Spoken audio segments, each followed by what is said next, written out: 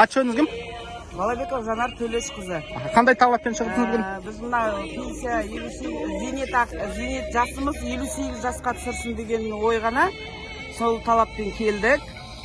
Мына біз 4 әйелміз, бірақ біз жан жағымыздан қоршап алып жатыр. Бізді естісін деп биліктегілер осына шығатын. Мен Жебегенова Жанармын. Біз зейнет жасты 58 жасқа төмендету талап етеміз. Бізге 63 жасқа дейін пайғамбар жасына өмірімізге жете алмай қалатынымызды біз уже белгілі екен.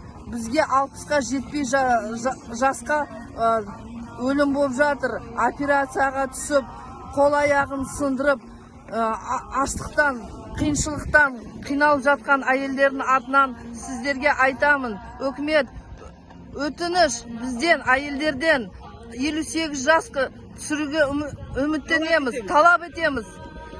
Бізге Ресей көршілер аналарға 60 жасты төмендетті, 60 жасқа жетпей 2 жыл алдын ала аналар зейнетке шығады. 80-75%-бен зейнет жасына 58 жасында шығады. Не үшін бізді сондай қорлық қылдырасыздар?